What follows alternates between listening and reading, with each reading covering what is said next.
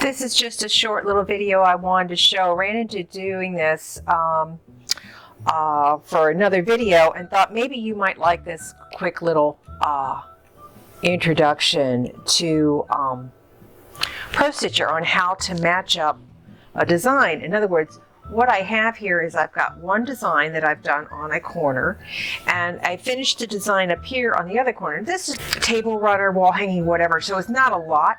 But when you're trying to match up one design to another, I thought this might be rather fun little video to go through here.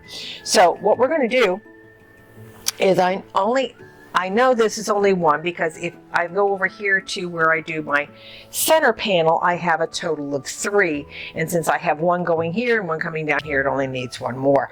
But even if you were doing a large group going along the side, for instance, when I did this piece down here, when I did the whole side along here, I had like 8 of them. In order to get everything to line up properly and to fit where you want it to go, I thought this must be kind of fun just to do quick little tips on how to do this. Now, I already have the design chosen. Remember, it's in your history. So I'm just going to choose my last design, which is a flower border. This way I make sure I don't get the wrong design working, or I pick up the wrong piece, or a lot of the designs can have the same name or similar size or something. So I just want to make sure I got the right design. So going back to your history rather than choosing the design again. So there's my design. All right, the first thing I'm going to do, because my border is vertical as opposed to horizontal, I am going to go to modify, and I'm going to rotate the design. All right, and we're going to go 1, 2. Okay, now this is fine. Yeah, I actually have it in the right sequence. It's flipped the right direction. Now the next thing I need to do is go ahead and make sure that it's the correct size and get my area. To do that, the first thing I'm going to do is make sure I have the right size of my design. So I'm going to go down here to my frame, or to where I have my designs are, and I'm going to touch the measure icon on my screen, and I'm actually going to measure my design width. So I'm going to start from the far left and go to the far right, and I come up with 2.58 inches. All right, that's important to know. We're going to use that in just a minute. Now I'm going to turn off my measure on my screen. That's right here, in case you didn't find it. It's right here. All right, and it comes up with your screen over here. Gives you the actual size of your design. Let's see here. I know it's 2.58 because I did it, but I just got this at 2.57, but you can see how that's screened in there. All right, so once I've got my design actual width, I'm now going to go ahead and get my overall length moved into position. So the first thing I'm going to do is I'm going to go to the very back, just because I like to start at the top. I'm going to go to the back of the design, and I'm going to move over the beginning stitch, and I am just going to measure from here to here.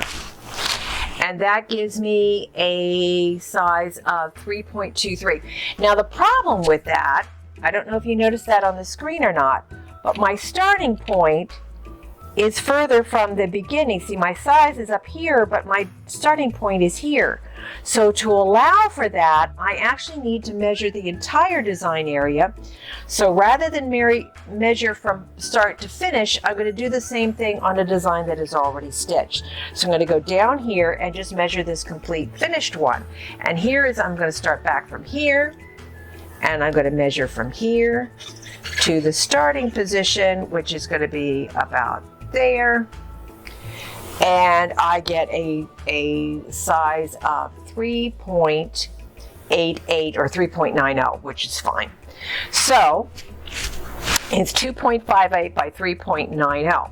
Now to get this into the right position, we're now going to go to area, and I'm going to touch 2 corner, and I'm just going to start at my starting point, do 2 corner, go to my ending point, do 2 corner, and then on my screen I'm going to type in the size. This is going to be 3.9, And this one is going to be 2.58. Okay, so I now have my design size, my actual area there.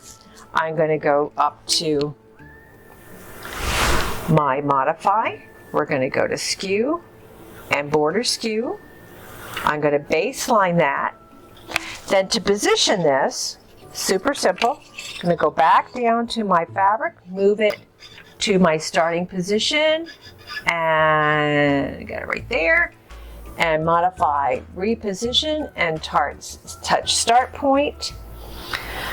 Now I've got it on my screen where I've moved my design. You can see it, because I did the baseline, it maintained the image even though I'm not using the frame anymore in the area. Now just make sure, I'm going to go bring this down and make sure that it's going to stop at the end. Okay, got to move that just a little bit. Okay, I'm going to do the end point. Okay, and the start point. Okay, this looks pretty good. We're doing good. All right, beautiful. So now you can see where I've got my end point going here, and I'm going to move my machine back to the start point, and it lines it up perfectly. So I have exactly the size of the pattern that I need to fit into my design. So I'm ready to stitch.